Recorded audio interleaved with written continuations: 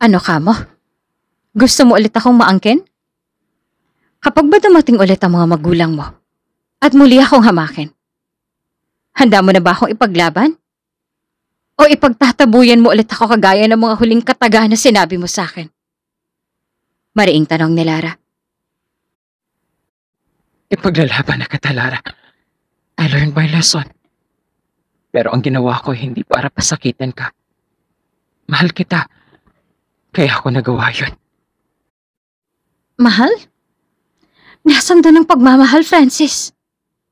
Kung mahal mo ko, dapat pinanindigan mo ko. Dapat ipinaglaban mo ko. Dapat hindi mo hinayaang hamakin ako ng mga magulang mo. Lara, maniwala ka, sinubukan ko. Ginawa ko naman. Ipinaglaban kita. Pero Lara, hindi sa lahat ng oras ay positibong damdamin lamang mararamdaman natin sa salitang pagmamahal. I sacrificed my feelings and own happiness just to save you and your entire family from my parents.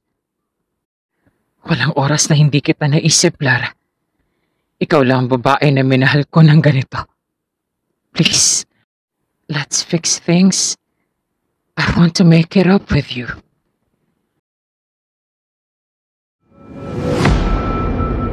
Kung bago ka pa lang sa channel na ito, Ate Jane TV, huwag kalimutang pindutin ang notification bell and subscribe button. Sana po hindi naman malaking abala sa inyo ang pagpindot ng subscribe button dahil ang kapalit po nito ay ang pagsuporta para makapag-produce ng mga libreng stories sa mga channels ni Ate Jane. Maraming salamat!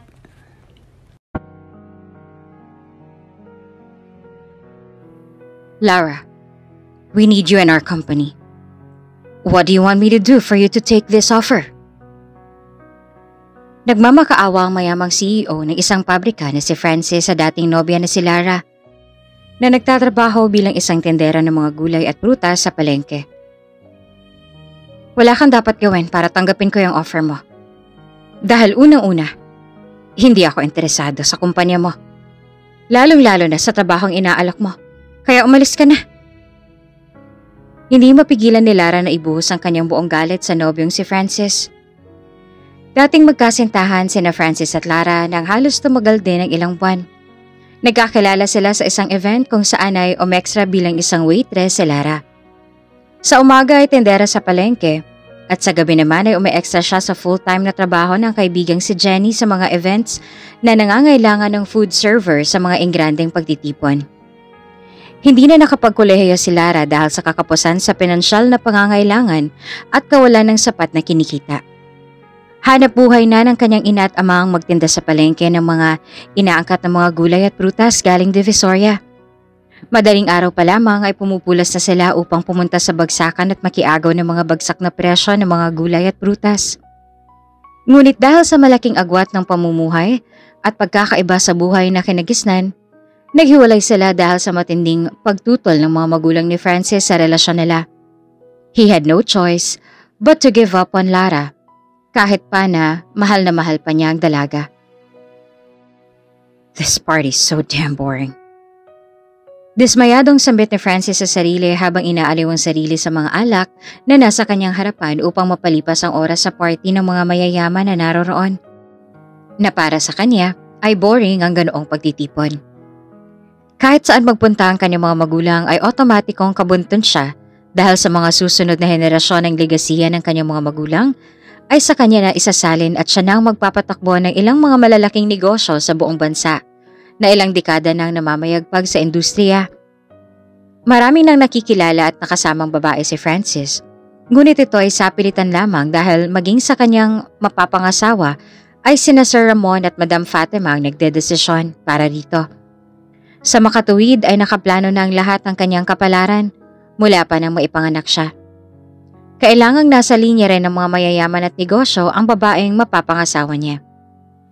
Sa kalagitnaan ng pagmumukmok ni Francis sa may terrace ng mansyon, ay lumapit sa kanya ang isang waitress at inalok ito ng alak. Sir Francis? Alak pa po? Utal at kabadong tanong ng kaibigan ni Lara na si Jenny. Ilang beses nang nakapagserbisyo sa mga ganitong engranding event si Jenny at isa sa mga rason niya kung bakit niya gusto ang trabahong ito ay upang masilayan lamang ng personal at malapitan si Francis. Madalas na kasi na napapanood at laman ng mga balita ang binata sa telebisyon at mga interviews, kaya marami na rin babae ang humaanga sa angkin nitong kagwapuhan at kabilang na doon si Jenny. Ngayon lang din niya nakasama rito si Lara dahil nagpahanap pa sa kanya ang kanyang boss ng isa pang makakasama, kaya ito ang prenisinta niya. Supladong tumingin ang lalaki kay Jenny na nakasubo pa rin ang baso ng scotch sa kanyang bibig. Umirap siya at ibinaba na ang baso pagka-shot. Ibaba mo na lang dyan. Masungit niyang utos. Sa sobrang kabay, hindi maiwasang manginig ng mga kamay ni Jenny habang nilalapag ang tray ng mga alak at bucket of ice ang dala niya. Pagbaba niya ay hindi sinasadyang mapadulas ang kanyang kamay na naging dahilan ng pagkatapon ng alak at yelo sa harapan ni Francis. Damn! Look what you've done! Ang bobo mo naman! Nabigla ang lalaki kaya napabalikwas siya sa kinauupuan dahil halos nabasa ang suot niyang long sleeve at kulay puti pa naman. Sa pagkadismaya ng lalaki ay nasigawan niya si Jenny at napagsalitaan ng masama. Sa isip ng dalaga ay inakala niyang porket gwapo at maamong mukha ay mabait na. Yun pala ay nagkamali lamang siya ng inakala. Panay hingi ng paumanhin ngayon ang kawawang si Jenny sa galit na si Francis. Patawarin niyo po ako, sir. Hindi ko po sinasadya, patawarin niyo po ako. Paulit-ulit na paumanhin ni Jenny. Bumunot din siya ng isang malinis na panyo sa kanyang bulsa at saka lakas loob na ipinuna sa basang damit ng lalaki. Nang maidampi niya ang kanyang mga kamay sa may bandang tiyan ni Francis, ay lalo itong nagalit at hinampas ang kanyang kamay paalis. Anong ginagawa mo? Don't you ever touch me! Nabigla si Francis sa ginawa ni Jenny at saka binantaan ng babae. Halos mapaluha na si Jenny sa nagawa niyang yon sa binata. Posible kasing ipatanggal siya nito kapag nagkataon ay mawawalan siya ng trabaho. At saka sigurado siya, kapag nagsumbong ang binata sa boss niya, ay imposible namang pakinggan pa ng mga ito ang paliwanag niya. Kaya hindi niya malaman kung paanong aamuyin ng binata ngayon. Lumayas ka sa harapan ko. And I will make sure na bukas ay wala ka ng trabaho. Tuluyan na ngang lumagapak ang luha ni Jenny sa sinabing iyon ni Francis. Samantala, abala rin naman si Lara sa may garden na nag-aasikaso ng ibang mga bisita. Napansin niyang natatagalan na sa itaas si Jenny na alam niyang wala namang ibang bisita ang naroon. Nang matapos ng ginagawa niya ay hindi na siya nagdalawang isipan na puntahan ng kaibigan sa taas at alamin kung ano ang nangyayari dito. Humakbang siya sa kulay gintong hagdan pataas at saka tinanaw ang buong taas at dulo nito. Tama ngang hinala niya, walang ibang bisita ang naroon. Mahina na ang dating ng tugtugan doon sa itaas mula sa ibaba. Kaya mas naririnig niya na ang ingay na pumukaw sa kanyang atensyon na nagmumula sa may terrace ng mansyon. Nagsalubong ang mga kilay ni Lara na tinunton ang direksyon ng ingay na yon, napawang isang babaeng umiiyak at nagmamakaawa. Patawarin niyo na po ako, sir. Hindi ho ako pwede mawalan ng trabaho. Sa akin ho umaasa ang mga kapatid ko. Muling pagmamakaawa ni Jenny kay Francis. Nabigla naman si Lara nang matanaw niya ang kinaroroonan ng ingay na yon. At laking gulat niya nang si Jenny ang makita na nakaluhod sa harapan ng isang gwapong lalaki sa katauhan ni Francis. Pinakinggan muna ni Lara ang pinag-uusapan ng dalawa bago gumawa ng aksyon. Nang biglang tumayo si Francis at saka isinaboy sa kaibigang si Jenny ang natunaw na yelo na nasa loob ng bucket. Yan! Para mahimasmasan ka! Masama ang araw ni Francis kaya ganito na lang ang galit niya sa nangyari. Bata pa rin. Kaya padalos-dalos ang reaksyon sa mga bagay-bagay. Nang makita naman ito ni Lara ay kaagad itong nagmarcha patungo sa kinaroroonan ng dalawa. At saka taas noong tumingin kay Francis. Sir, bakit niyo ginawa yan kay Jenny? Walang takot na tanong ni Lara sa lalaki. Mabilis naman siyang pumunta sa kaibigan upang damayan. Ano bang pakialam mo? Ganyan ngang napapala ng mga tatanga-tanga. So get lost! Tatalikod na sana si Francis nang bumuka ng bibig ni Lara. Ano man ang nagawa ng kaibigan ko, hindi pa rin dahilan at makatarungan niyang trato niya sa kanya. Kung nagkamali man siya, sigurado akong humingi na siya ng tawad. At kung humingi na siya ng paumanhin, ay dapat pinatawad mo na lang kahit labag sa kalooban. Hindi yung itatrato mo pa siya ng ganito na parang aso. Pweh, mga mayayaman nga naman. Malinis nga sa panlabas. Puro dungis naman ang kalooban. Pumirmi ang buong atensyon ni Francis sa naghuhuramentadong babaeng si Lara. Sa isip niya ay saan kumukuha ng tapang ng muka at lakas ng loob ang babaeng to para pagsalitaan siya ng ganon.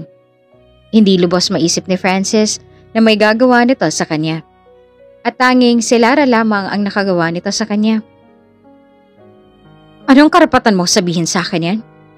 Sino ka para pagsalitaan ako ng ganyan? Hindi mo ba ako nakikilala, ha? Sa totoo po, hindi ko po kayo kilala. Sino nga ba kayo? Pero sa asal at pananalita nyo, mas gugustuhin ko pa na huwag kayong makilala pa. Mahirap lamang si Lara pero palaban at walang inuurungan. Hanggat nasa katwiran ay paglalaban niya ang kanyang mga karapatan at paninindigan ang mga pinapaniwalaan. Sa halip na maghintay ng kasagutan mula sa binata, ay pinakalma na lamang ni Lara ang umiiyak na kaibigang si Jenny. Jenny, okay ka lang? Huwag ka nang umiyak. Halika na. Iyaya nito sa kaibigang masama pa rin ang loob sa nangyari. Pero bago pa man sila makalabas ay nauna ng padabog na lumakad si Francis patungo sa labas, nagalit pa rin sa nangyari. Hindi na lang ito pinansin ng dalawang babae at inirapan na lamang ito ni Lara. Nang matapos ang event at nakuha ang sweldo ay sabay nang umalis sina Jenny at Lara. Habang naglalakad ay muli nilang pinagmumuni-munihan ang nangyari kanina. Lara, salamat kanina ha. Pasasalamat ni Jenny sa mababang tono na halata pa rin ang pagkadismaya sa nangyari. Wala yun. Nararapat lang yun sa kanya. Hambog kasi siya at walang respeto sa babae kaya nararapat lamang yun sa kanya. Sagot ni Lara. Pero sa tingin ko, hindi mo na dapat ginawa yun. Si Sir Francis yun ng Valderrama Corporation. Maaaring ipatanggal niya ako sa trabaho at sabihin kay boss ang mga nangyari. Hindi ko naman kasi akalaing masama palang pag-uugali nun. Pero narinig ko kasi sa iba na mabait naman daw si Sir Francis. Siguro ay bad mood lang talaga siya kanina. Nag-aalala lang sabi ni Jenny kay Lara. Bigla namang nakaramdam ng pag-aalala si Lara sa sinabing iyon ng kaibigan. Napagtanto niyang nagpadalos-dalos siya kanina sa kanyang inasal at mga sinabi dala ng matindi niyang inis kay Francis kaya hindi niya na naisip ang magiging kapalit nito para sa kanya, lalong-lalo na sa kanyang kaibigan na si Jenny. Naku, sorry Jen. Baka nga kung anong gawin ng lalaking yun dahil sa ginawa ko. Baka ikaw pang bawian nun. Baka sa itsura ni Lara ang pag-aalala at nakaramdam ng kaunting pagsisisi sa sarili. Hindi niya na kasi napigilan kaninang ines kaya niya nagawang patulan ng mayamang lalaki. Hanggang sa pag-uwi ay iyon pa rin ang naiisip ng dalaga. Oh, Lara, nariyan ka na pala. Magpapasado 11:00 na rin siya nakauwi at nadatnan ng ama at ina na nakakape sa may kusina habang hinihintay siya. Lumapit siya sa kinauupuan ng mga magulang. Bakit kising pa po kayo? Pupulas pa po tayo mamayang 2:00. Dapat nagpapahinga at natutulog na po kayo ngayon. Mahinahong tanong ni Lara sa mga magulang. Abay, hindi makatulog itong nanay mo hanggat hindi ka pa nakakauwi. Sabi ko nga'y ako na lamang maghihintay sa'yo sa may kanto. Ay ayaw namang pumayag at gustong kasama siya. Kaya sabi ko'y dito na lamang kami sa loob na hintayin ka. Nga pala, kumain ka na ba? Umupo si Lara sa tabi ng kanyang ina. Opo tay, tapos na po. Halata pa rin sa tono ng pananalita ni Lara na may malalim na iniisip. Napansin naman kaagad ito ng kanyang ina. Sobrang napagod ka ba anak? Parang ang tahimik mo yata. Nakatuon ang tingin sa kanya ng mag-asawa. Ang totoo po niyan. Nag-aalinlangan pa si Lara na sabihin sa mga magulang ang nangyari. Ngunit kailangan itong malaman ng mga ito para mabigyan na rin siya ng payo sa mga dapat na gawin. Ano yon anak? May nangyari ba? Nagkatinginan sina Mang Apollo at Ginang Flor. Huminga ng malalim si Lara. Baka po kasi mawala ng trabaho si Jenny dahil sa akin eh. Malungkot na pagtatapat nito. Nanlaki naman ang mga mata ng mga magulang sa sinabing yun ng anak, kaya hindi na nila pa naiwasan ng magtanaw. Bakit naman anak? May nangyari ba? Utal na tanong ni Ginang Flor. Kanina po kasi, naaktuhan kong umiiyak si Jenny na nakaluhod sa isang lalaki sa may ikalawang palapag ng mansyon na pinagsiservisyohan namin kanina. Bago ako lumapit, pinakinggan ko muna ang pinag-uusapan nila. Umingi na ng paumanhin si Jenny sa lalaki dahil sa maling nagawa niya. Hindi pa sana ako magpapakita nang biglang tapunan ng mayabang na lalaki na yun si Jenny ng tubig sa mukha at katawan, kaya yun. Hindi na ako nakapagpigil kaya nagtungo na ako sa kinaroroonan nila. Detalyadong kwento ni Lara sa mga magulang habang nakatingin sa ibaba at nilalaro ang mga daliri. Oh, anong nangyari? Bakit siya matatanggalan ng trabaho? Umingi naman na pala siya ng paumanhin na. Lumahod pa nga siya eh. Pati isa pa, hindi naman pumatol si Jenny kaya bakit siya tatanggalin sa trabaho? Anas si Manong Apollo sa anak at pawang nanggigil din sa nangyari. Sumabat naman si Ginang Flor. At saka anak, sino ba yung lalaking iyon? Mataas bang posisyon niya roon para tanggalin si Jenny? At saka ano namang kinalaman mo? Dugtong na tanong pa ng Ginang.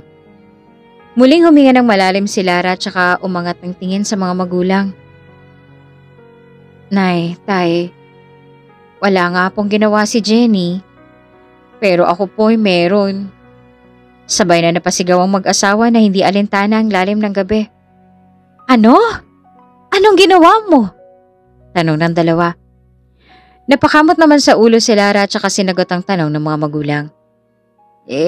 Kasi naman po, paano ba namang hindi ko sasagutin yung lalaki na yon? Grabe yung ginawa niya kay Jenny. Alam niyo naman pong ayoko na makakakita ng inaapi. Lalo pat kaibigan ko, kaya yun. Hindi ako nakapagpigil at akong pumatol sa kanya. Wika ni Lara na may kaunting pagsisisi sa kanyang tono. Diyos ko po. Sino ba yung lalaki na yun, anak? Utal at kabadong tanong ni Ginang Flor. Si Francis Valderrama po. Yung anak ng CEO ng Valderrama Corporation. Hindi maaaring hindi nila makilala si Francis Valderrama dahil sa mukha na ng pamilya nito ang laman ng mga tabloid at magazine maging sa mga balita sa lokal man o international. Pangalawa lang naman ang mga ito sa pinakamayayamang tao sa bansa kaya napaka-imposible na walang makakilala rito. Ano? Sabay na sambit ang mag-asawa. Opo. Kaya nangangamba po ako ngayon kung ano bang dapat kong gawin dahil matagal na si Jenny sa trabaho na yun tapos yun lang yung pinagkukunan niya ng kinikita. Kaya baka mawalan siya ng trabaho ng dahil sa akin. Napahigop si namang Golfo at Ginang Flor at saka nag-isip. Hindi nila lubos maisip na ang anak ng isang bilyonaryong nakabangga ng kanilang anak. Habang kinukwento ni Lara ang nangyari sa magulang, ay tipong napapakagat ang mag-asawa sa labi, tandaan ng takot na maaaring kahantungan ng naging aksyon ng kanilang anak kay Francis. Anak, isa lamang naiisip kong paraan kung gusto mong maisalba si Jenny. Formal kang humingi ng paumanhin kay Sir Francis. Paumanhin? Wala ito sa bokabularyo ng dalaga. Humihingi siya ng tawad kapag alam niyang siyang nagkamali. Ngunit kapag alam niyang siyang nasa tama, ay walang saysayang salitang paumanhin sa kanya. Ngunit sa kasong ito na sa kanya nakasalalay ang iniingatang trabaho ni Jenny, ay kailangan niyang isantabi ang kanyang prinsipyong iniingatan. Kahit labag sa loob niya, at kahit matapakan ang kanyang paninindigan, ay ginawa na rin ni Lara kung ano man sa tingin niya ay tama sa pagkakataong to. Nang sumunod na araw ay nakatanggap si Lara ng masamang balita na galing kay Jenny. Nakipagkita si Jenny sa kaibigan upang sabihin ng masamang balitang natanggap mula sa kanyang boss. Hoy Jenny, ano? Anong sasabihin mo? Sandaling nagpaalam si Lara sa mga magulang at iniwan muna pansamantala ang mga paninda sa palengke upang puntahan ang kaibigang si Jenny. Tumayo naman si Jenny ng ilang minuto ring naghihintay sa may shed.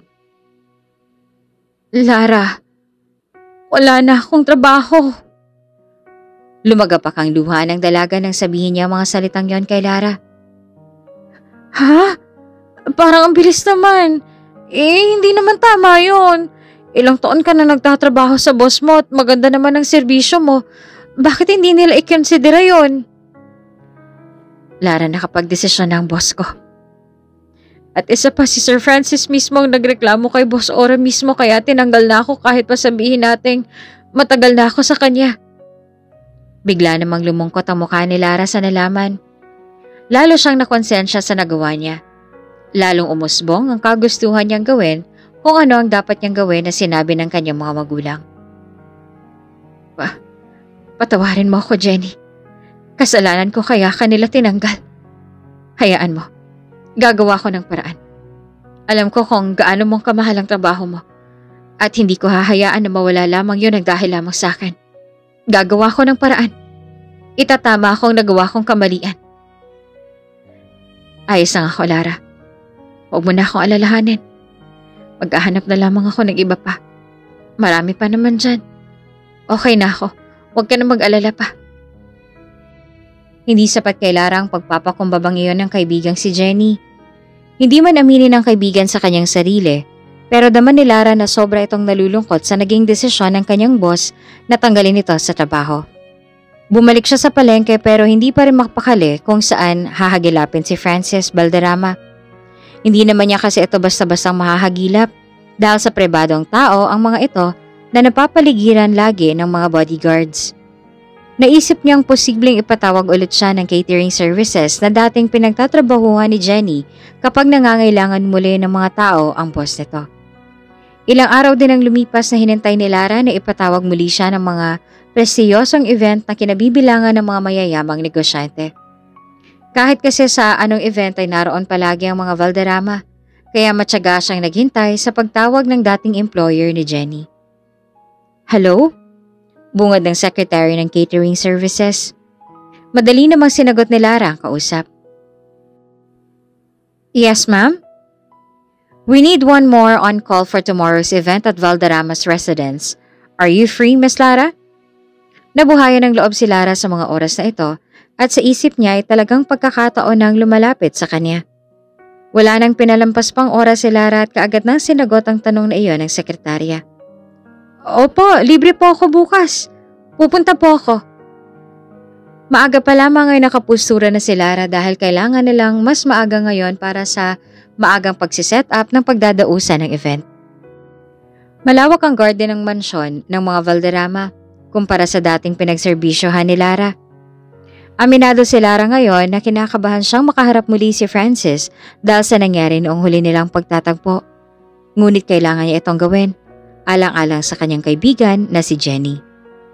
Nang makarating sila sa mansyon ay doon inumpisa ni Lara ang kanyang tunay na agenda at yon ay ang hanapin si Francis Valderrama. Sa lawak ng buong lugar, posible siyang maligaw sa loob kung hindi pa siya pamilyar dito. Habang abala ng mga kasamahan ay sinamantala naman ni Lara ang pagkakataon upang libutin ang buong lugar upang hanapin si Francis. Kalat ang mga katulong sa buong mansyon. At walang makikitang walang ginagawa. Lahat ay abala at aligaga. Habang nililibot niya ang buong lugar, ay nadadaanan niya ang mga katulong na nagbubulungan.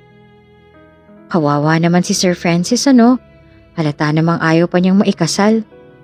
Kaya nga, parang swerte pa rin ako at naging mahirap ako para hindi usang mga arrange marriage na yan. Mas gusto ko pa rin ng mayaman.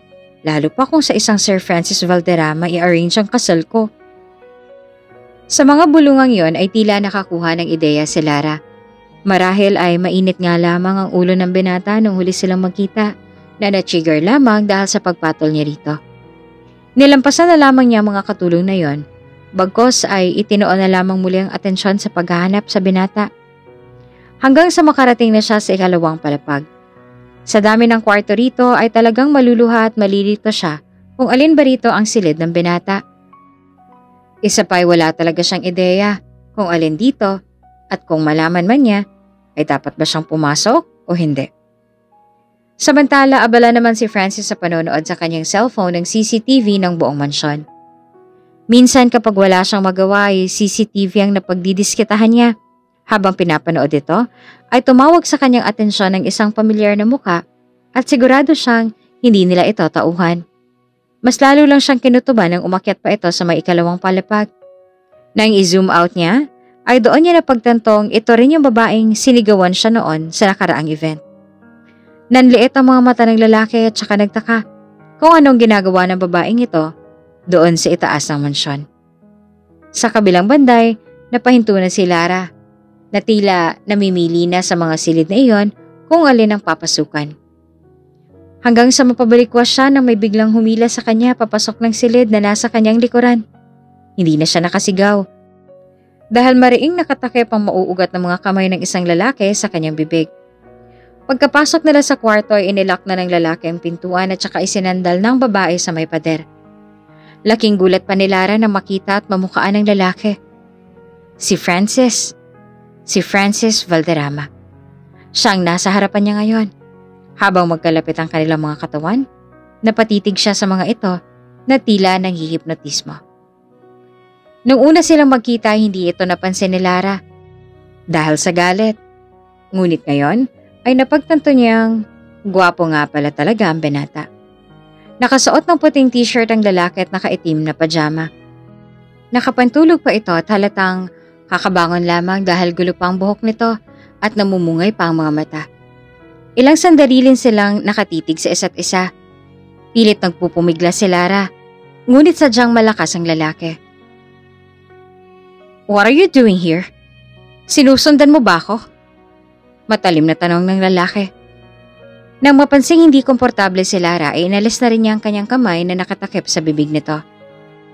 Gusto sanang magtaray ni Lara at sapakin ng lalaki dahil sa ginawa nito. Ngunit naaalala niyang siya nga palang may kailangan dito ngayon. Kaya kailangan niya pa rin ng maging kalmado. Oo, sa katunayan nga'y hinahanap talaga kita. Naiilang naman ngayon si Lara dahil nang mas inilapit ni Francis ang kanyang katawan sa katawan ng dalaga. Talaga? Bakit? Do you like me? Diretsahang tanong ni Francis na tila nang aakit. Bumilis naman kaagad ang tibok ng puso ng dalaga sa tanong na iyon. Hindi niya malaman ang nararamdaman at halata ito sa habol ng kanyang hininga. Gustuhin man niyang isigaw na kailanman na hindi niya magugustuhan ng lalaki, ngunit hindi maaari dahil baka lalong hindi mapabalik sa trabaho ang kaibigang si Jenny. Hindi. Ang ibig kong sabihin, may kailangan ako sa'yo. Utal na tugon ni Lara na naiilang pa rin sa katawan ng lalaki na isang dangkal na lamang ang lapit mula sa kanya. Sa isip niya ay siguro kung malalaman ito ng iba, lalo na ng kaibigan ni Jenny na baliw sa lalaking ito na naglapat ang katawan nila, ay maaaring isumpa siya ng mga ito dahil sa selos at inggit. Ngunit hindi siya maaaring magpahulog sa buong sistema ng lalaking nasa harapan niya ngayon. Tuloy ang plano at walang makakapigil sa kanya ngayon kahit pa ang gwapong mukha ni Francis. Ilang saglit pa ay kumalas na si Francis at saka dumiretso sa mga babasaging mesa niya na naroon at nagsindi ng sigarilyo at saka pumwesto sa may maliit na terrace ng kwarto. "Anong kailangan mo?" Tanong nito habang nakatanaw sa labas ng kwarto sabay hit-hit ng sigarilyo. Bumuntong hininga si Lara at saka ipinaalam na ang pakay nito. "Dediretsohin na kita. Nandito ako para sa kaibigan ko. Natatandaan mo? Iyong sinabuyan mo ng tubig? Nawala na siya ng trabaho. Iyon lang ang pinagkakakitaan niya. At siya na lamang ang inaasahan ng pamilya niya. Lalo na ng 5 niyang maliliit na kapatid. So what do you want me to do?" Tinatamad na tanong ni Francis kay Lara. "Alam kong ikaw ang nagpatanggal sa kanya sa trabaho. Pero wala naman siyang kasalanan na. Ako dapat ang binawian mo. Kaya nakikiusap ako. Kausapin mo ulit yung boss niya upang maibalik siya sa trabaho."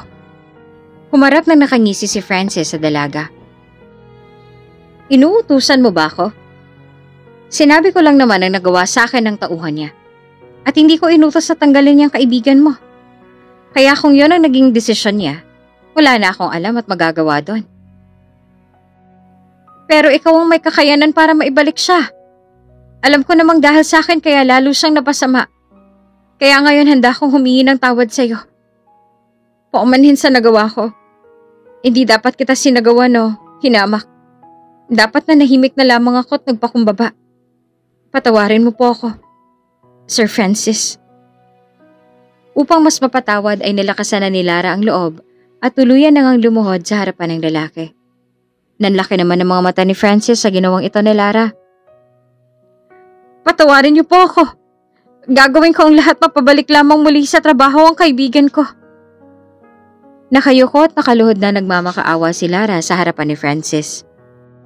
Sa pagkakataong ito ay gagawin na lahat ni Lara para sa kaibigan, kahit pa ang kapalit nito ay ang kanyang dangal at prinsipyo. Hindi naman malaman ni Francis ang kanyang gagawin o maging reaksyon man lamang. Tumayo ka nga. Matalim na utos nito. Umangat naman ang tingin ni Lara sa binata. Hindi mo ba ako narinig o magdamag ka lang naluluhod dyan? Dugtong pa ni Francis. Kaagad namang sumunod si Lara at saka seryoso pa rin nakatingin dito at naghihintay ng kasagutan. Umalis ka na. Sambit ni Francis sa mababang tono. Pero, I said leave. Madami pa akong gagawin. Biglang nalungkot ang mukha ni Lara na tila hindi niya nakumbinsi ang matigas na puso ng binata. Wala na siyang nagawa pa kundi sundin ang utos ni Francis na lumabas na ng silid. Malungkot at walang buhay siyang bumalik sa trabaho. Hanggang sa sumapit ng gabi at nagsimula ng event ay matamlay pa rin si Lara na pawang tinatamad na sa ginagawa. Ilang saglit pa ay lumabas na si Francis na nakapormal na at ibang-iba na ang itsura kesa kanina nang nasa kwarto sila. Hindi maiwasan ni Lara na humanga at matulala. Muling nagtama ang kanilang mga tingin. Ngunit malungkot ang mukha ni Francis. Hindi masaya. Mukhang napipilitan lamang. Nang maalala niya ang pinag-usapan ng mga katulong kanina tungkol sa tunay na highlights ng gabing ito, ang arranged marriage ni Francis sa mayamang dalaga na si Cassie. Habang nagsiserve ng pagkain sa mesa na kinauupuan ni na Francis, ay hindi maiwasan ni Lara na mapatingin dito. Diretso lamang ang tingin ng binata at sinasadya niyang ipahalata na ayaw niya ng ginagawa nito. Sir, ito na po ang appetizer ninyo. Ibinaba ni Lara ang hawak na platito ng appetizer sa tabi ni Francis na naging dahilan ng pagpako ng tingin ng lalaki sa gilid ng kanyang muka. Umatras lamang si Lara na tila walang nangyari kanina sa pagitan nila ni Francis. Matapos iserve ang mga pagkain ay bumalik na si Lara sa may buffet table kung saan pa siya naka-assign. Kahit naroon na ay nasa presensya pa rin ni Francis ang atensyon niya. Kung kanina lamang ay ang paghingi ng tawad ang ikinakabahala niya, ngayon naman ay ang sitwasyon ng binata na kung tutuusin ay dapat hindi niya na pinag-aaksayahan pa ng panahon na isipin pa. Dahil ang isang katulad niyang mahirap ay walang lugar sa ganitong uri ng pamumuhay. Ladies and gentlemen, before anything else, I would like to thank you all for accepting my invitation to join us in the most important and precious event in our lives. Mr. and Mrs. Montefalco, most especially to you, Iha, Cassie, our future daughter-in-law. You are very much welcome in our family. Nagsitayuan ang lahat na magsimula ng magsalita ang ama ni Francis na si Don Francisco, sabay nagpalakpakan. Tila wala namang narinig si Francis at panay pa rin ang inom ng alak. Wala siyang pakialam sa mga sinabi ng ama, maging sa babaeng papakasalan niya. Muling lumapit si Lara sa mesa upang mag-refill ng alak. Nagulat ang lahat sa pagtayo ni Francis at saka inilabas ang kanyang saloobin. Walang kasalang magaganap.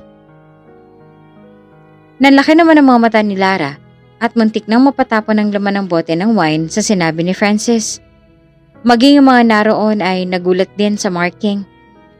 Sumagot naman si Don Francisco at Doña Regina dahil sa ginawa ni Francis.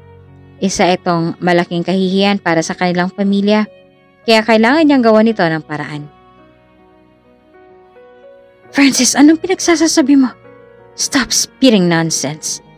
Nakakahiya sa mga Montefalco.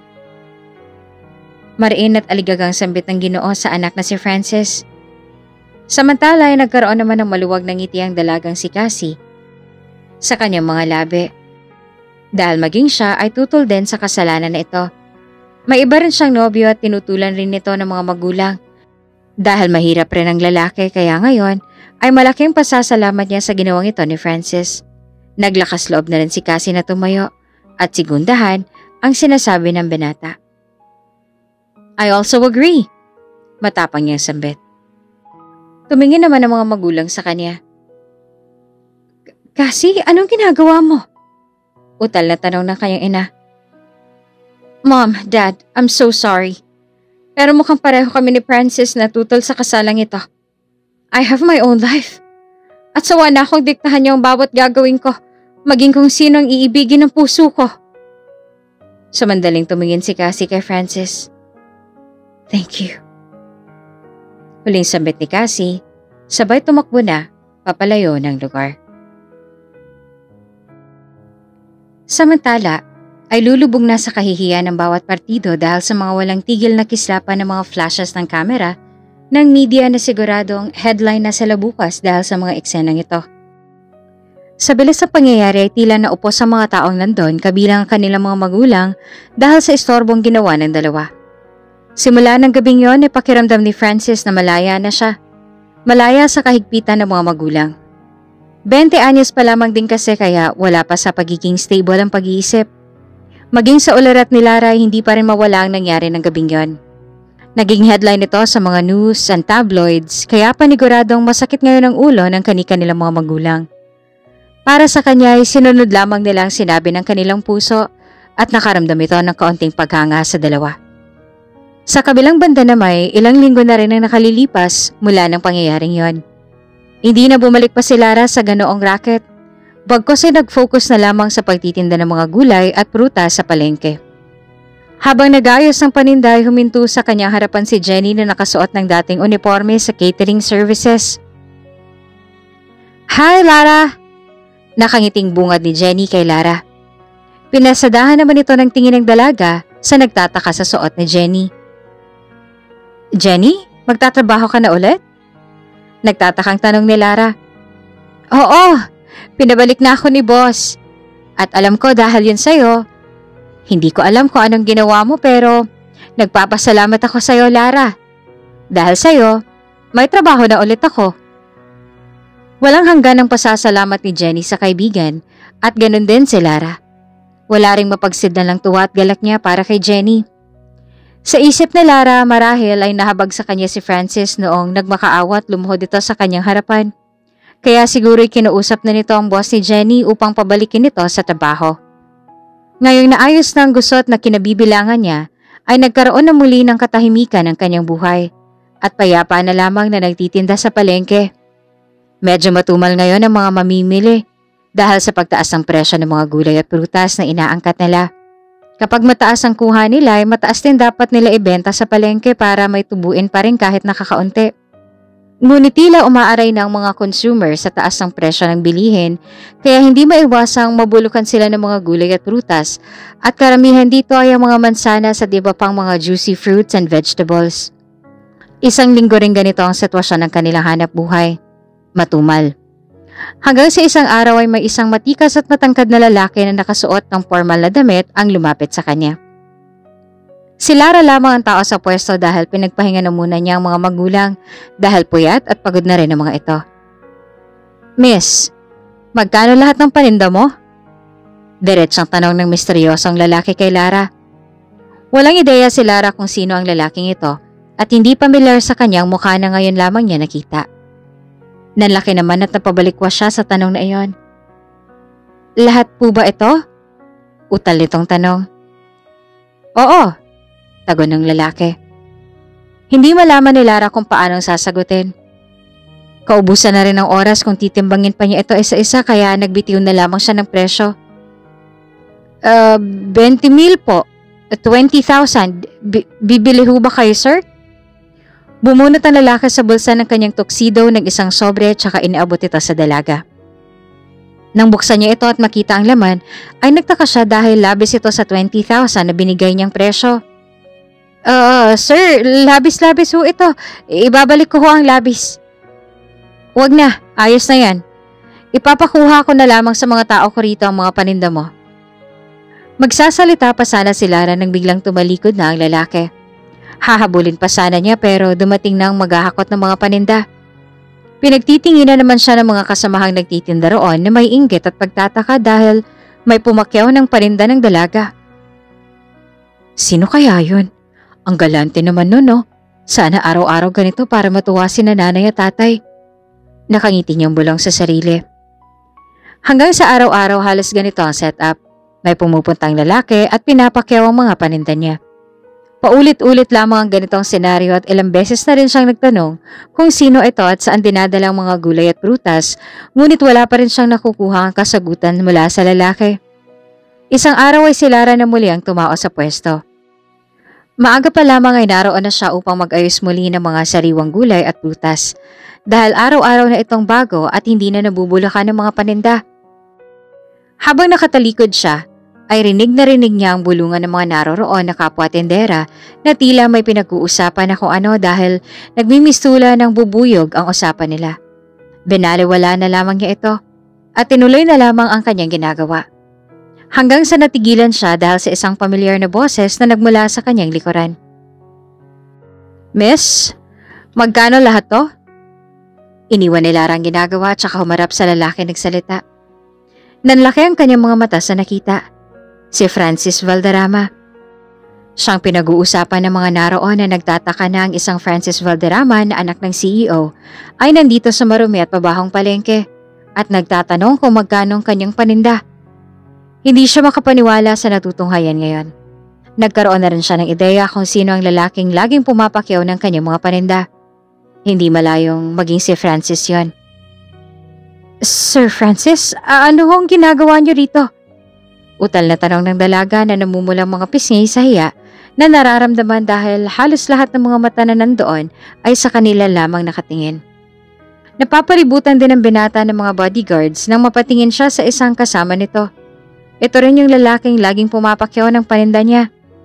Ngayon niya nasabing bodyguard pala iyon ni Francis at posibleng si Francis ang nag-utos dito. Pero para saan? At bakit? Tinanggal ng gwapong binata ang suot na salamin at saka ipinatong sa kanyang ulo. May mga dalagita rin doon na kilig at gustong magpa-picture sa binata, ngunit maigting ang pagbabantay ng mga bodyguards kaya walang makalapit dito.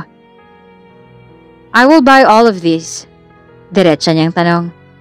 Doon ay tuluyan ng nalaglag ang panga ng dalaga. Ikaw din bang pumapakyaw ng mga paninda ko nung nakaraan? Tanong ni Lara.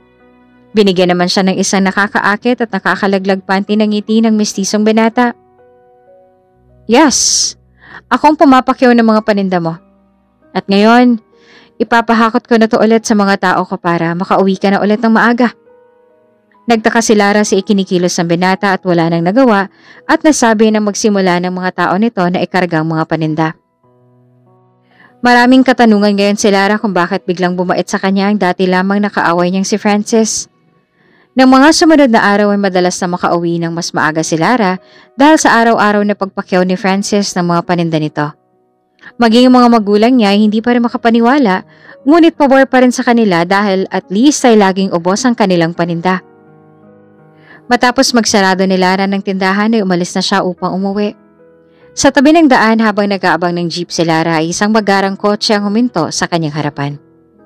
Pinindot ng driver ang power window para bumaba ang salamin ng kotse. Garen, ihahatid na kita. Sambit ng driver na walang iba, kundi si Francis. Hindi naman magkamayaw si Lara kung sasakay ba siya o hindi. Dahil unang-una ay hindi naman talaga sila close ang binata. Kaya nagtataka siya kung bakit biglang nagbago ang trato nito sa kanya. Ano? Tutunganga ka lang ba dyan? Taas kilay nitong tanong. Sobrang init na rin ng panahon at masakit na ang sikat ng araw sa balat. Kaya wala nang nagawa pa si Lara at sumakay na rin sa sasakyan. Francis? Tawag ni Lara sa binata na seryoso sa pagmamaneho. Bakit mo ginagawa to? Ang alin? Ito, ang pagpakyaw mo sa mga paninda ko na halos araw-araw. Itong paghahatid mo sa akin. Maging yung pagpapabalik kay Jenny sa trabaho. Bakit mo ginagawa to? Bakit bigla kang bumait? Napangisi naman si Francis sa sinabing iyon ni Lara. Bumait? Mabait naman talaga ako. Hindi mo lang kasi ako kilala.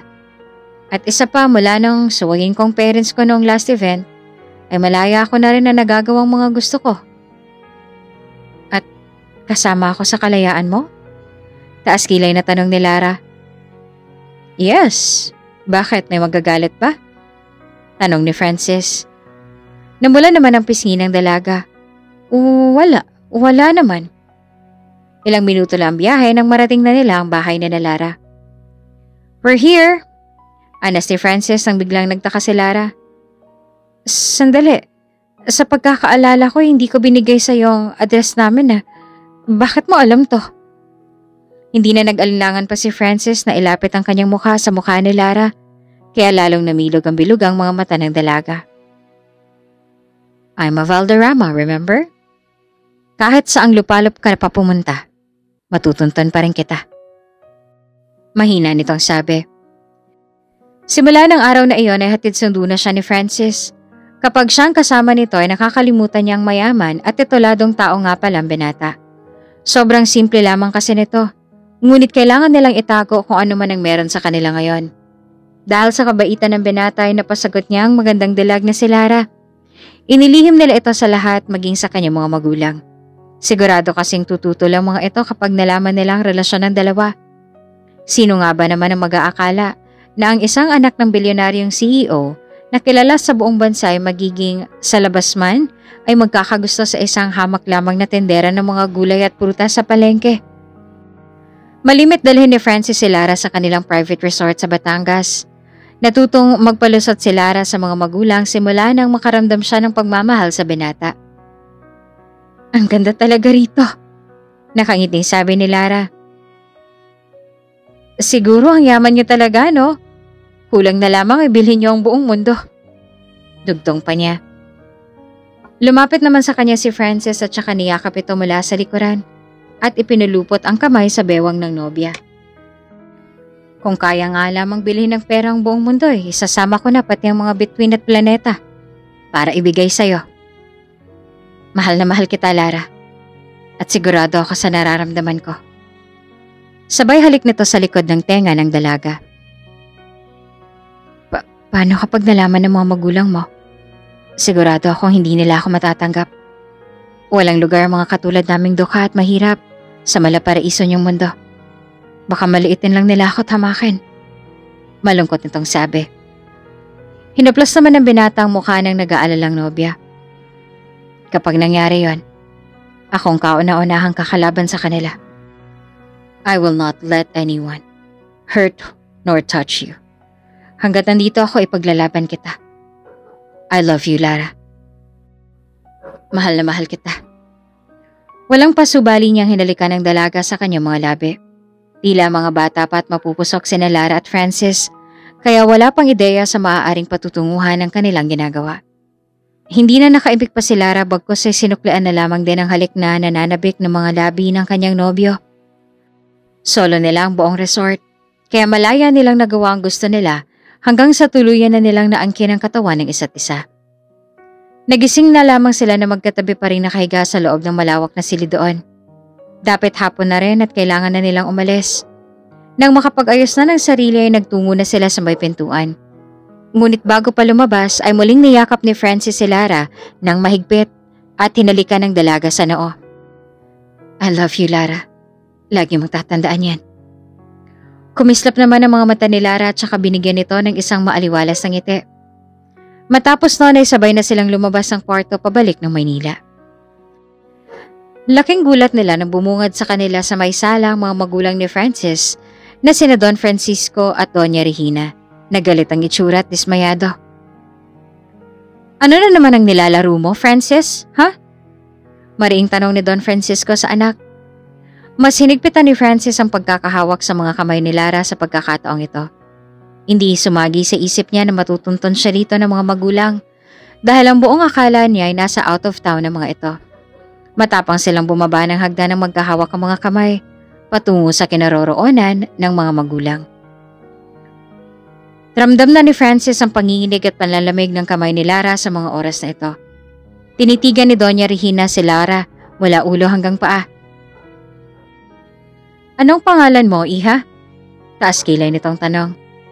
Lara po. Lara, ilang taon ka na? 19 anyos po. Napatingin naman ang Donya kay Francis at saka umirap muli ang mga mata pabalik kay Lara. Anong trabaho ng mga magulang mo? May negosyo ba kayo? Kung meron, may sarili ba kayong gusali at may mga investors ba kayo?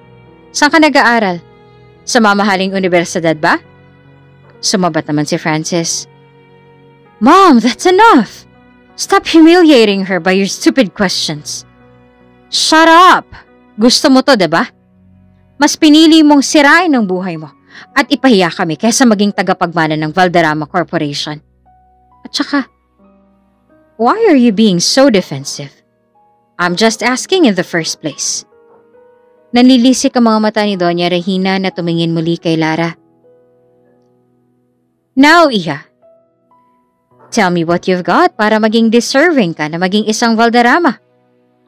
Napalunok si Lara at hindi makatingin ng diretso sa ginang.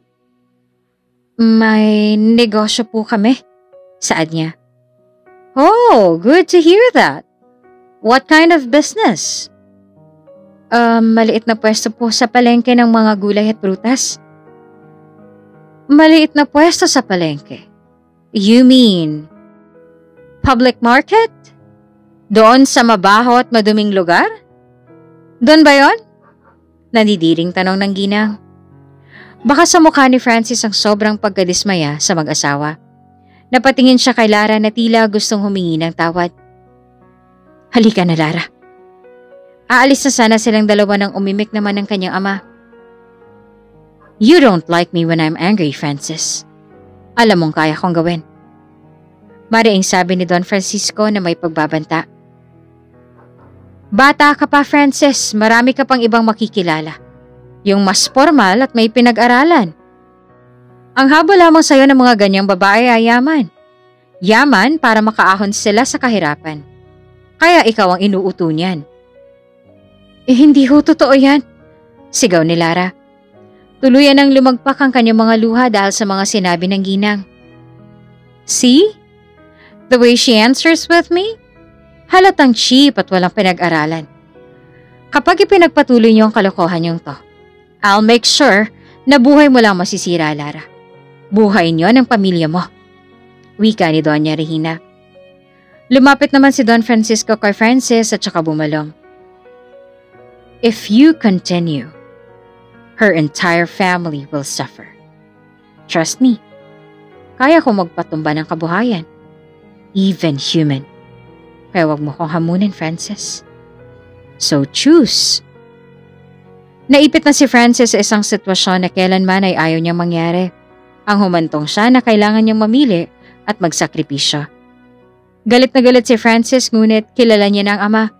Kapag sinabi nito ay gagawin niya talaga at ayaw niyang mapahamak si Lara. Wala namang ideya si Lara na binulong ng ama ni Francis. Ngunit batid niya na hindi ito maganda base sa naging reaksyon ng mukha ng nobyo. Decide now, son. Madali lang naman akong kausap. Malakas na sabi ni Don Francisco. Humarap si Francis kay Lara na nangingislap ng mga mata dahil sa mga luhang unti-unti nang namumuo rito. Just leave! Seryoso at mariing sabi ni Francis kay Lara.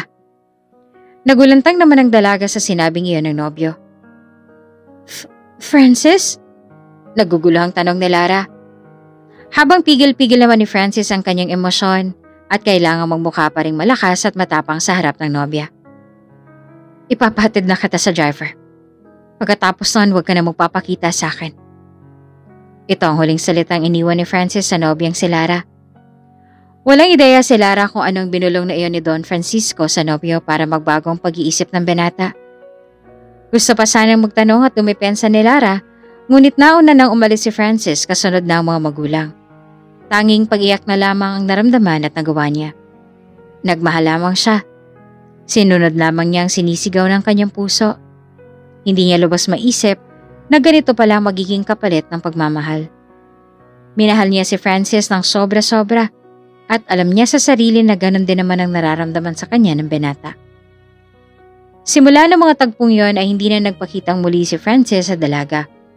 Tumatak din ito sa isipan at puso ni Lara na hindi man lamang siya ipinaglaban ng binata. Sa isip niya ay tama nga siguro ang sinabi ni Doña Regina na kailanman ay walang karapatang maging isang Valderrama si Lara. Dahil wala siyang kahit na anong mga kumikinang at kumikislap na bagay para maipagmamalaki at mapatunayang mayaman rin siya katulad ng mga ito. Para lamang siyang isang damong ligaw na basta-basta na lamang tumubo kung saan, na hindi espesyal at walang magandang katangian. Wala namang kaalam-alam ang kanyang mga magulang sa naging karanasan niya sa kamay ng mga Valderrama, maging ang naging relasyon nila ni Francis. Hanggang sa mapilitan itong umami ng mapatunayan niya halos araw-araw niya na pagsusukat. At pagkahilo ay ilan na palang mga senyales ng pagbubuntis. At dahil si Francis lamang naman ang nauna at huli niyang nakasama, ay malaking posibilidad na ito ang ama. Bakit ngayon mo lang sinabi, Lara?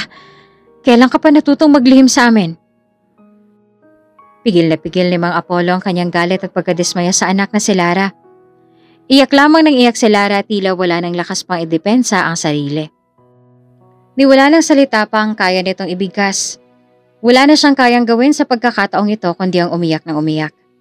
Niyakap na lamang ni Ginang Flor ang naghihinagpis sa anak. Dahil kahit pagsalitaan pa nila ito ng hindi maganda, ay hindi na rin naman nila mababago ang katotohanan at maibabalik ang nakaraan. Wala na rin sila magagawa kundi ang suportahan na lamang si Lara at itaguyod ang bata. Ilang taon na rin ang lumipas at 7 taon na ang kambal na anak nila Lara at Francis, sina Alex at Alexa. Isang babae at isang lalaki. Matapos ang madilim na kahapon noon ni Lara sa mga Valderrama ay nasundan pa iyon ng matinding dagok sa buhay niya. Pumanaw sa sakit na TB ang kanyang ama at 2 taon lamang ang pagitan ng sumunod na rin ang kanyang ina. Walang-wala na si Lara ngayon, maliban na lamang sa kanyang kambal na nag-iisang dahilan niya para magpatuloy. Ang tanging naiwan sa kanya ng mga yumaong magulang ay ang kanilang munting pwesto ng mga prutas at gulay. Ramdam na ngayon ni Lara ang hirap dahil mag-isa na lamang siyang kumakayod para sa kanya at sa mga anak niya. Ngunit dahil kakaperanggot lang naman ang kinikita sa palengke, ay humanap siya ng iba pang mapagkakakitaan na mas malaki ang kita kesa sa pagtitinda ng mga gulay at prutas. Isang araw ay dinalaw siya ng kaibigan na si Jenny na namamasukan na lang din ngayon, nakasambahay sa kanyang tiyahin dahil nagsara na ang catering services na pinagtatrabahuan niya. Lara! Uy, Jenny! Halika, tuloy ka! Sambit ni Lara habang naglalaba. Halika, maupo ka rito. Pasensya ka na ha, hindi pa ako nakakapagligpit.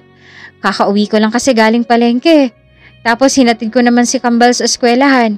Kaya ngayon lamang talaga ako makakagalaw ng maayos. Paliwanag ni Lara sa kaibigan.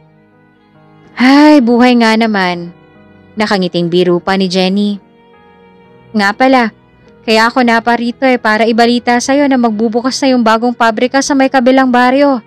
Naghahanap sila ng maraming trabahador. Okay lang daw ang high school graduate, baka interesado ka.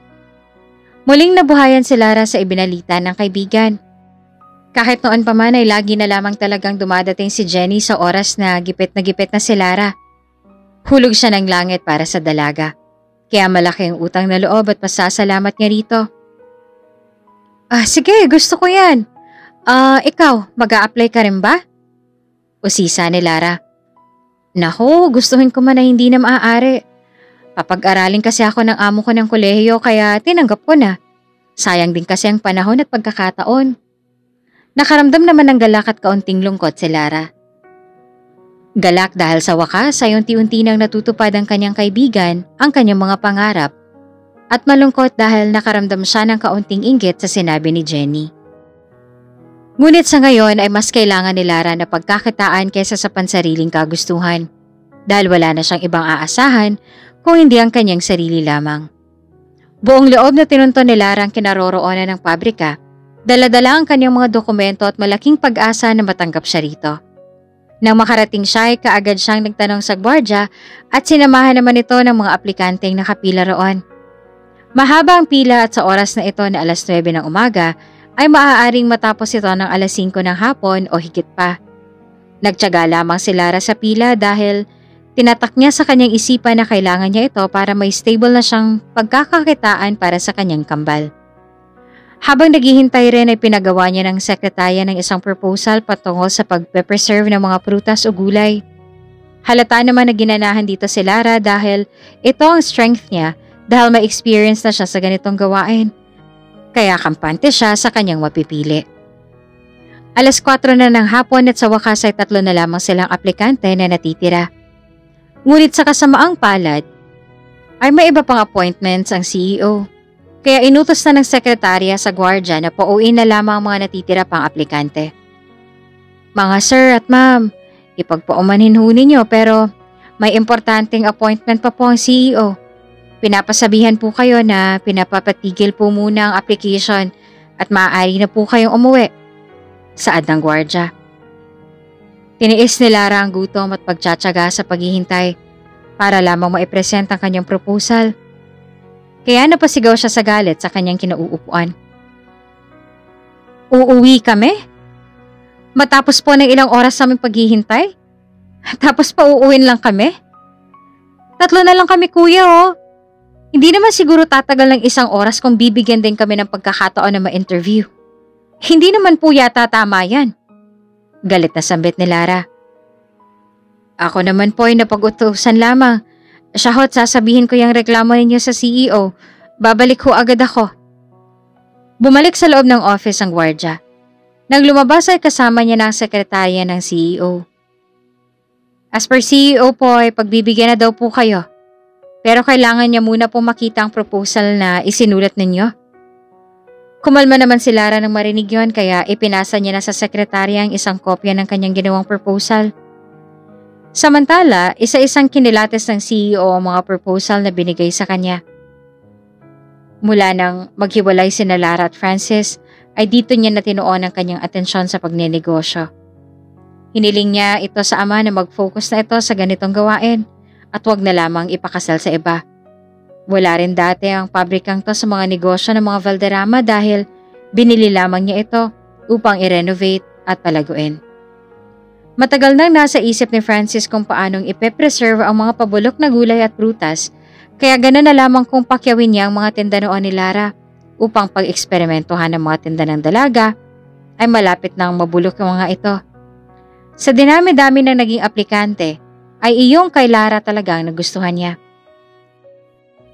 Matapos ma-interview ang 2 nauna ay sumunod na pinapasok si Lara. Walang kamalay-malay si Francis na ang proposal na pinaka-nagustuhan niya ay ang proposal na gawa ni Lara. Nang pumasok na nga si Lara ay doon nagulantang ang kanilang mundo. Ang CEO na pinagmamayarian ng pabrikang iyon ay walang iba kundi ang kanyang dating nobyo na si Francis Valderrama. Pagmamayari ng mga Valderrama ang paggawaan na iyon. Tila napako naman sila sa tingin sa isa't isa. Nagtataka naman ang sekretarya sa naging reaksyon nila sa pagtitinginan na yon. Ang tingin ni Francis na punong-puno ng pagsisisi dahil sa nagawa at hindi niya nagawa sa dalaga. Tapos tingin naman ni Lara na punong-puno ito ng puot at galit. Ikaw, sa'yo tong proposal, diba? Ngunit bago sagutin ni Lara ang mga tanong na iyon, ay napakawalan niya ng malakas sa sampal patungo sa pisngi ng dating nobyo na si Francis.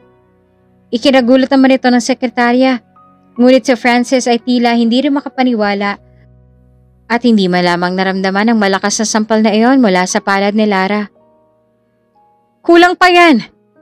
Kulang pa yan, Francis! Kulang pa sa pasakit na dinulot mo sa akin. Hindi ba sinabi mo sa akin na handa kang ipaglaban ako? Bakit walang nagbago? Tama nga sila. Katulad ka rin ng mga ibang mayayaman na mapaglaro at walang puso. Nakatitig pa rin si Francis sa dating nobya at tila bingi pa rin sa mga sinabi nito. Hindi siya makapaniwalang magkakausap at magkikita silang muli ng dating nobya. Ngunit matapos ang sampal na yon, ay sisiguraduhin ni Lara na yun na talaga ang huling pagkakataon na makikita niya ang lalaking minsan niya nang minahal, ngunit minsan na rin siyang sinaktan. Hanggang makauwi si Lara ay sariwa pa rin sa kanyang ala-alang naging tagpo kanina. Nanay, may trabaho ka na po? Tanong ni Alexa habang kumakain sila ng hapunan. Oo nga nanay, mabibili mo na po ba yung robot at laruang sasakyan? Tugtong naman ni Alex.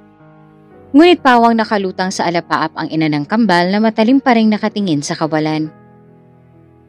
Nay, okay ka lang po ba? Nang matauhan ay binaling na muli sa anak ang atensyon. Nako anak, hindi pa sigurado eh. tatawagan na lang daw nila ako. Pero dahil naging mabait at masunurin naman kayo kay nanay nung wala ako, kahit wala pa akong trabaho, ibibili ko pa rin kayo ng laruan. Gusto niyo ba yon? Nakangiting sabi ni Lara sa kambal. Sabay naman na sumagot ang dalawa. Opo, nanay! Maligayang-maligaya ang dalawang bata at sa simpleng ngiti ng mga ito ay naibsan na kaagad ang mabigat na dinadala ni Lara. Maagang inihatid ni Lara ang kambal sa eskwelahan para maaga rin siyang makapag-ayos ng mga paninda. Nang matapos siya ay napataas ang kanyang balikat sa kaba nang bumungad sa kanya ang isang babaeng nakatayo sa kanyang harapan. Mukhang pamilyar sa kanya. Nang matandaan niya ay naalala niya na ito ang sekretarya ni Francis. Miss Lara, my boss sent me here to discuss this offer with you. Nagustuhan ni boss ang proposal mo kaya nandito ako para hingin ang kooperasyon mo para tanggapin ang offer na to. Paliwanag ng sekretarya ngunit halata sa mukha ni Lara na hindi interesado sa alok na iyon. Hindi ako interesado. Nag-aaksaya lamang ho kayo ng oras sa akin. Makakaalis na ho kayo. Pero Miss La, sabi ko ho hindi ako interesado. Bingi ho ba kayo? At saka tumalikod na si Lara at inabala na lamang ang sarili para baliwalain ang babae. Na mga sumunod na araw ay nagpadalang muli si Francis ng kanyang mga tao para suyuin si Lara na tanggapin ang offer nito. Miss Lara, please po, tanggapin niyo na oh. Ako po mawawalan ng trabaho kapag hindi kayo napapahayag. Sambit ng babae pero hindi na ito ang sekretarya. Hindi ko na kasalanan yon. Sinabi ko na sa sekretarya ng boss mong yan na ayoko na ng trabahong inaalok niya. Kayo lang ang makulit. Huwag niyo na akong istorbohin, umalis ka na. Nanatiling matigas si Lara. Paninindigan niya ang kanyang mga sinabi at talagang wala na magagawa pa rito si Francis dahil buo na ang desisyon niya na ayaw niya nang magkaroon pa ng koneksyon sa dating nobyo na ama ng kanyang mga anak. Na makalipas sa mga araw ay napansinan ni Lara na wala nang nangungulit sa kanya.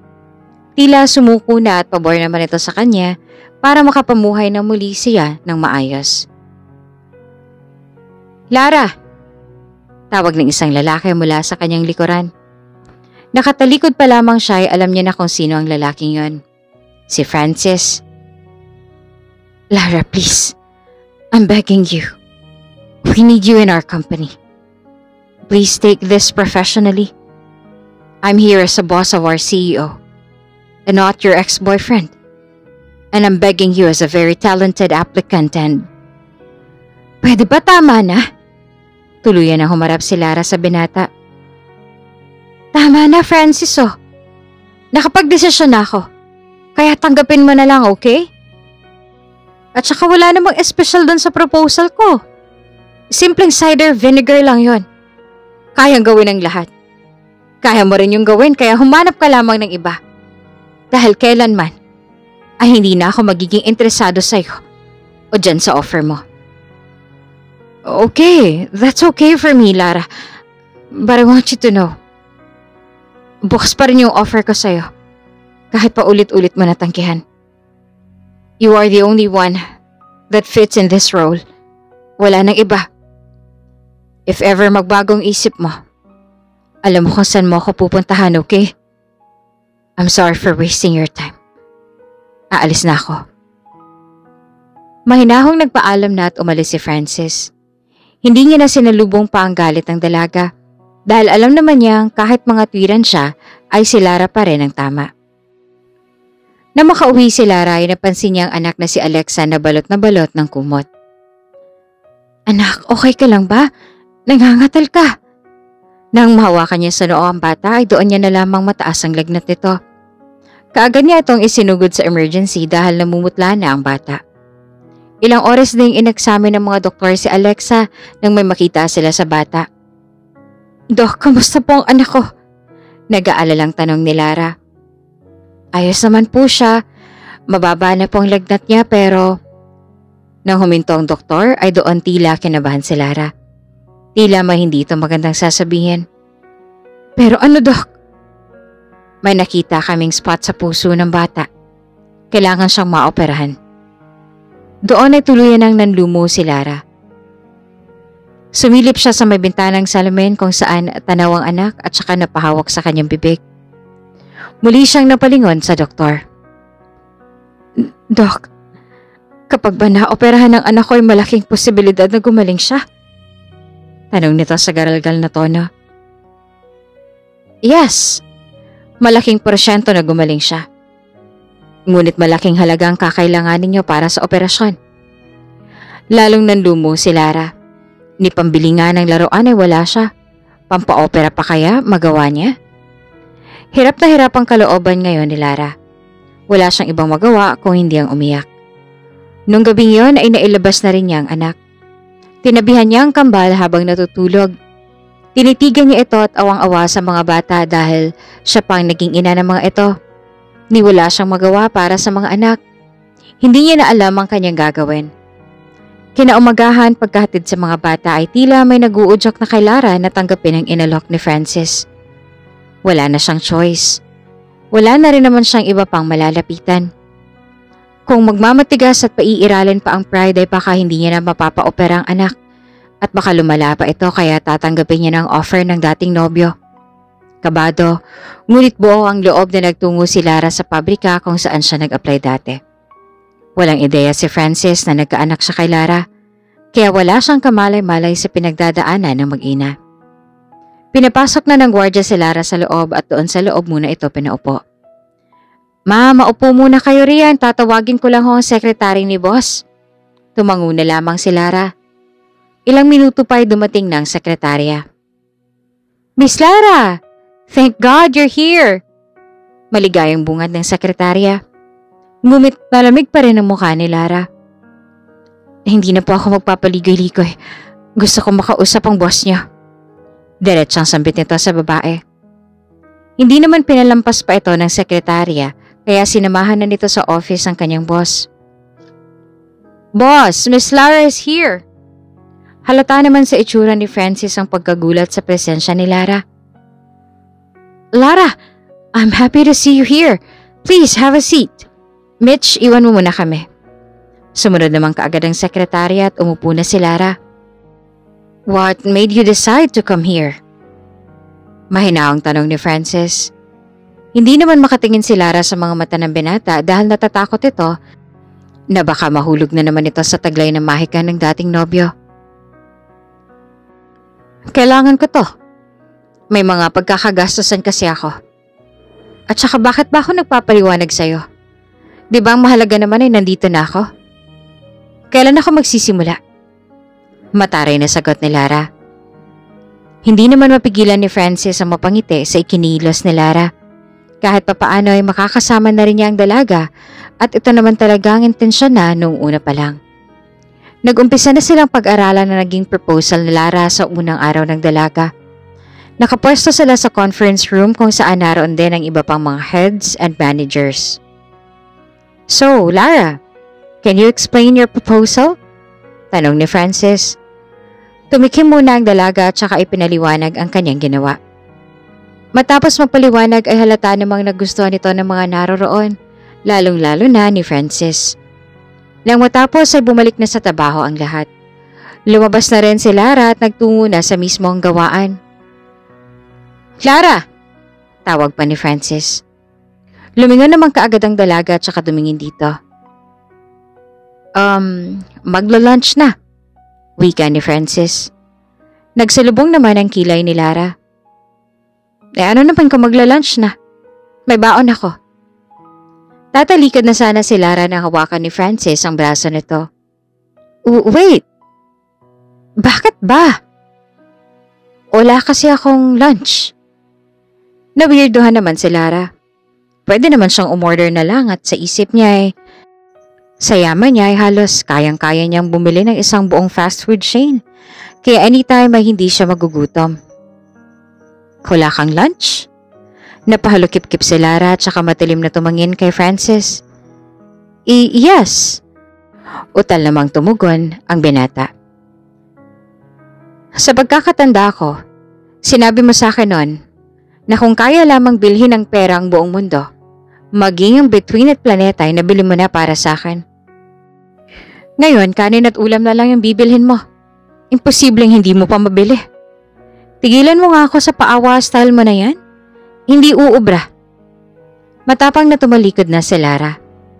Napakagat naman sa kanyang ibabang labi si Francis sa tila nahihirapan na talagang suyuin ang dalaga, ngunit hindi siya susuko. Gagawin niya ang lahat, mapatawad lang at matanggap muli siya ng dalaga na minsan niya nang nasaktan. Halos araw-araw na tila nililigawan ni Francis sa panunuyo si Lara. Wala pa rin pakaalam ang babae dahil nangingibabaw pa rin sa kanya ang sakit na naidulot sa kanyang puso ni Francis. Samantala, kasama naman ni Francis na nagtungo sa mismong gawaan ng dalaga at magandang anak ng gobernador na si Vanessa. Habang abala sa ginagawa si Lara, hindi niya maiwasang mapatingin kina Francis at Vanessa. Sweet na sweet ang dalawa na halatang pinagsiselos lamang si Lara. Pasimpleng hinihimas-himas ni Vanessa ang mga braso ni Francis. Sumusulyap-sulyap naman ang binata kay Lara upang makita ang reaksyon nito. Halata sa mga mata ng dalaga ang pagsiselos, ngunit hindi niya maaaring ipahalata dahil baka lalong lumaki ang ulo ng binata. Kaya inalis na lamang niya ang tingin sa mga ito. Napabalikwas naman sila na mapasigaw si Vanessa. Oh my God! Nakakagulat naman yung machine, friends! Maate nitong sambit. Napatingin naman si Lara at saka napabulong sa sarili. Kung makasigaw, wag ka sa. Akala mo naman naipit na ng tren. Inis na sabi ni Lara sa sarili. Hanggang sa makaalis si Vanessa ay iritable pa rin si Lara. Lara! Tawag ni Francis. Yes, Franz? Maate nitong tugon na tila ginagaya ang pagtawag at ekspresyon kanina ni Vanessa. Kumunot naman ang noon ni Francis at saka ngumisi. Franz? Sambit nito. Wala, ano po ba yan? Bakit niyo po ako tinatawag? Tila nag-iisip muli ang binata ng maipapalusot para makasama ang dalaga. May tissue ka ba? Tissue? Oo, tissue. Do you have a tissue? Napailing na lamang si Lara. Sa akin talaga? Wala ka bang tissue sa office mo? Masungit na tanong nito. Hindi pa nakakabili. At saka bakit ba? Tissue lang pinagdadamot pa.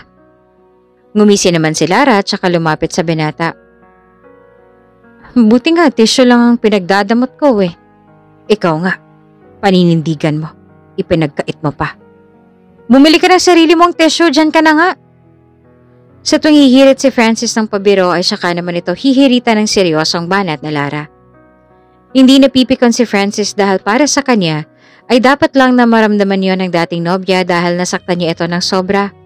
Ngunit may dahilan naman siya kung bakit niya nagawa ang desisyon na yon. Para na rin sa ikabubuti ni Lara ito at ang hindi batid ng dalaga. Lara, pinapatawag ka ni boss, sabi ng sekretarya. Sumunod naman si Lara at iniwan muna pansamantala ang ginagawa. Nang marating niya ng office at pagkabukas niya ng pinto, kaagad siyang hinila ni Francis papasok ng silid, sabay inilock ang pinto. Mariin niyang itinakip ang kanyang mga kamay sa bibig ni Lara, na parang katulad lamang noong nangyari sa kanila sa mansyon. Nanlaki ang mga mata ng dalaga na nakatitig sa mapupungay na mga mata ni Francis.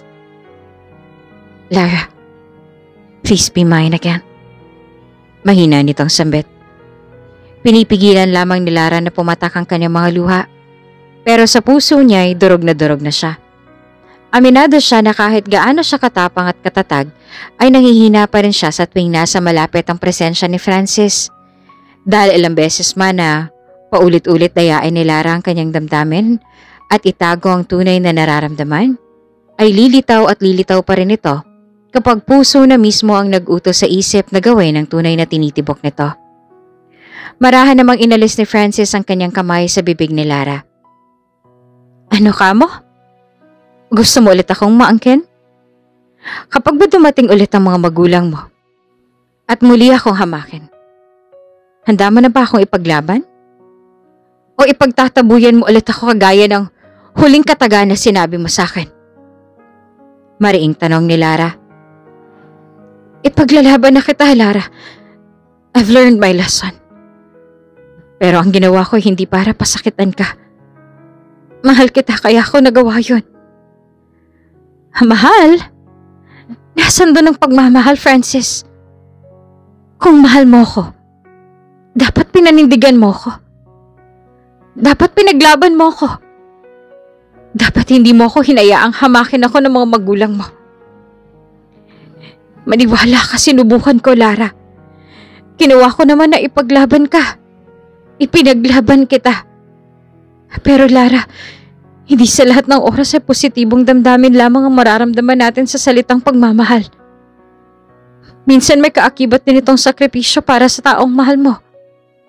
At yun ang ginawa ko. I sacrificed my feelings and own happiness just to save you and your entire family from my parents. I knew what my dad is capable of.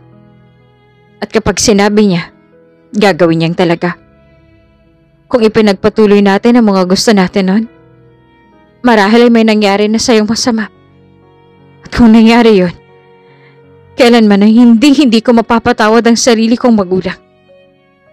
Minahal kita. At hanggang ngayon ay mahal na mahal pa rin kita. Walang oras na hindi kita naisip, Lara. Ikaw lang ang babae na minahal ko ng ganito. Kaya please, let's fix things. I want to make it up with you. Ngayon ay nalaman na ni Lara ang totoo kung bakit nagawa ng binata ang maling desisyon para kay Lara, ngunit tama para kay Francis. Gumulong muli ang isipan ni Lara nang marinig ang pag-amin ng lalaki. Mahal pa niya si Francis, ngunit hindi niya alam kung tama pa bang makipagbalikan sa kanya, lalo pa ngayon na nagkaroon sila ng anak sa isa't isa. Simula nang mangyari ang mga tagpong yon sa pagitan ni Francis at Lara, ay tila naglaylo na ang dalawa sa sungitan at bangayan. Naging kalmado na ngayon si Lara sa tuwing kakausapin siya ni Francis. Lara, muling tawag ni Francis. Tugon naman ni Lara. Kumain ka na ba? Sabay na tayong mag-lunch. Alok ni Francis. Nakaramdam naman ng hiya si Lara at saka sinagot si Francis. Sige, kunin ko lang ang baon ko. Pagkakuha ni Lara ng pagkain ay sumama na ito kay Francis. Sa rooftop sila pumunta, tanaw na tanaw ang mga kabahayan at buong lugar. Binuksan na ni Lara ang kanyang baon at saka nagtakang tumingin kay Francis na walang dala na kahit na ano. Nasaan ang pagkain mo? Tanong ni Lara at umupo na sa may lapag. Actually wala akong pagkain, sambit ni Francis. Bakit ka nagyayayang kumain? Wala ka naman palang dalang pagkain. Nag-umpisa ng kumain si Lara. I'm full. Makita lang kitang busog ay ayos na ako. Banat naman ni Francis. Sira. Halika, hati tayo rito. Napatingin naman si Francis sa baonan ni Lara na ang disenyo ay pambata. Is that yours? Tanong ni Francis sabay umupo na rin sa semento. Hindi, saan na? Bago niya ituloy ang sinasabi ay nabigla siya sa salitang muntik niya nang ipaalam. Saan? Taas kilay na tanong nito. Wala. Sige na, kumain ka na. Mula noon ay nagtataka na si Francis sa ikinilos ni Lara. Ngunit ngayon ay binabaliwala niya na lang muna ito. I'm okay, hindi pa naman ako nagugutom. Aniya sa dalaga. Hanggang sa isang pagkakataon ay nahalungkat ng gamit sa bag ni Lara na hindi niya na napansing nahulog mula sa kanyang gamit ang drawing ni na Alex at Alexa ng isang buong pamilya na may nanay, tatay at silang dalawang kambal. Lumapit si Francis upang pulutin ito. Nang makita ito ng binata ay kumunot ang kanyang noo sa pagtataka kung bakit may ganitong drawing si Lara. Lara! Tawag nito sa nakatalikod ng dalaga. Yes, sir? Tugon nito. Sa'yo yata to. Napulot ko dyan habang may hinahalikwat ka sa bag mo. Nanlaki naman ang mga mata ng dalaga at saka madaling inagaw kay Francis ang papel na napulot niya. Sa bata yan sa amin na chinututor ko minsan. Palusot niya. Ngunit hindi naman kumbinsido si Francis kung kaya't nagduda na ito. Isang araw ay nauna nang nagpaalam si Francis sa mga kasama at maagang umalis. Hindi naman lumilipat sa ibang lugar si Lara kaya kabisado pa ng lalaki ang daan papunta sa bahay ni Lara. Sinamantala niyang wala si Lara upang makapunta siya roon upang maisagawa ang kanyang plano. Nang makita pa lamang ni Francis ang drawing na iyon, ay malakas na ang kutob niya na may itinatago sa kanya ang dalaga. Nang marating ni Francis ang lugar ni Lara ay naabutan niya ang kambal na naglalaro sa may playground. Nakatanaw siya sa malayo nang mawala ng malay si Alexa. Walang ibang tao roon kung kaya't nilapitan niya ang bata upang tulungan. Samantala ay iyak naman ang iyak si Alex. "Tulong! Tulungan niyo po ang kakambal ko!" Kaagad na lumapit si Francis at saka sinugod sa malapit na emergency si Alexa. Habang ginagamot si Alexa ay sinamantala naman ni Francis ang mag-usisa kay Alex. "Iho, kambal ba kayo?" Mahinahong tanong ni Francis. "Opo, siya po si Alexa at ako naman po si Alex." "Nasaan ang nanay at tatay niyo? Bakit kayo lang nandun?" "Nasa trabaho pa po si nanay at hinihintay po namin siya. Si tatay naman po ay wala. Hindi po namin kilala." Sa susunod niyang tanong ay humugot muna si Francis ng lakas ng loob. Sino bang nanay niyo? Anong pangalan?" Utal nitong tanong sa bata. "Lara po." "Si Nanay Lara po ang nanay namin ni Alexa." Doon ay tila nabasag niya ang kanyang pagdududa. Natama nga ang kutob niya na anak niya ang kambal na ito. Nang lumabas ang doktor, nalipitan kaagad ito ni Francis. "Dok, kamusta ang lagay ng bata?" tanong nito. Parte ito ng pagkakaroon ng bata ng sakit sa puso. Dapat sa lalong madaling panahon ay maoperahan ang bata para hindi na lumala pa. "Kayo po bang ama?" Sa tanong na yon ay tila natigilan si Francis. Hindi niya malaman na isasagot niya. Yes, I'm their father." Matapang at buong loob niyang sagot. Ilang saglit pa ay iniuwi na rin niya ang dalawang bata at doon na sa bahay naghintay. Nakatingin lamang sina Francis at ang kambal sa isa't isa nang dumating na si Lara. "Mga anak, naririto na si..." Bago pa man matapos ni Lara ang salita, ay nabigla na ito sa nakita. "Francis, anong ginagawa mo rito? Kaya ka ba maagang umalis para pumunta rito?" Nagtatakang tanong ng dalaga. Tumayo naman si Francis.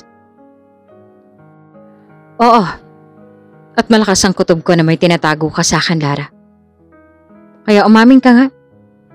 Sa akin ba ang kambal na to? Anak ko ba sila?" Matapang na tanong ni Francis. Lumapit naman si Lara sa kambal at saka pinapasok na muna ang mga ito sa kwarto. "Paano ka naman nakakasigurado sa tanong mo?" tanong ni Lara. "Malakas ang kutob ko, Lara. At kung hindi ka talaga aamin ay handa akong ipa-DNA test sa mga bata." "Lara, maaari mong ipagkait sa akin ng maging ama sa mga anak ko. Ngunit ang magkaroon ng ama ang mga batang yan ay hindi mo maaaring ipagkait. Just tell the truth, Lara." Tama naman si Francis. Lalo pa sa kalagayan ngayon ni Alexa ay hindi na dapat nagmamatigas pa si Lara. Kaya matapang niya nang sinagot ang lalaki. "Oo, anak mo sila. Nagkaanak tayo, Francis. Hindi ko pinaalam sa'yo. Dahil ayoko mangyari sa anak natin ang ginawang panghahamak sa akin ng mga magulang mo. Hindi ko kakayanin, Francis. Hindi." Doon ay tuluyan ang tumulo ang mga luha ni Lara. Niyakap siya ng mahigpit ni Francis. "Hindi mo alam kung gaano ako kasaya ngayon, Lara. Kayong kayamanan ko. Kayong buhay ko. Kung inaalala mo ay sina Dad, don't worry. Simula nang magkaroon ako ng sariling kumpanya na pinapatakbo, ay hindi na rin nila ako pinakialaman. Sobrang saya ng puso ko ngayon." Muling tinawag ni Lara ang kambal upang ipakilala ang kanilang ama na si Francis. Noong una ay nahihiya pa ang dalawa, ngunit kalauna ay lumapit na rin sa ama at yumakap. "Nga pala, Lara, bukas na bukas dilipat na kayo sa bahay ko. Ipapatingin din natin si Alexa sa heart specialist para masuri ang puso niya." Wika ni Francis. Nagtaka naman si Lara. "Alam mo, kanina lang. Nakita ko siyang nawala ng malay sa playground kanina kaya sinugod ko sa malapit na ospital. At doon na sinabi sa akin ng doktor ang tunay na kalagayan ni Alexa. Muling nangamba si Lara sa kalagayan ng anak. Don't worry, Lara, nandito na ako. Hindi ko kayo pababayaan. At gagawin kong lahat para gumaling si Alexa. Sa mga sinabing iyon ni Francis ay tuluyan nang lumakas muli ang loob ni Lara at nagkaroon ng bagong pag-asa. Katulad ng sinabi ni Francis ay doon na sila tumira sa bahay nito at pareho na sina Francis at Lara na nagpapatakbo ng pabrika. Naipasuri na rin nila si Alexa at saka nagplano na ng kanilang kasal. Tunay nga ang sinasabi ng iba na huwag mong isuko ang isang bagay kung pwede mo namang ipaglaban ito. Mahirap maghintay, pero mas mahirap magsisi. Ngunit sa ginawang sakripisyo ni Francis para kay Lara, ay masasabing ito ang uri ng pagmamahal na wala ring kapantay dahil ang pag-ibig ay parang isang ibon. Paliparin ito at palayain, at kapag ito ay kusang bumalik, ito ay para sa iyo. Kaya tunay na para talaga sa isa't isa sina Francis at Lara.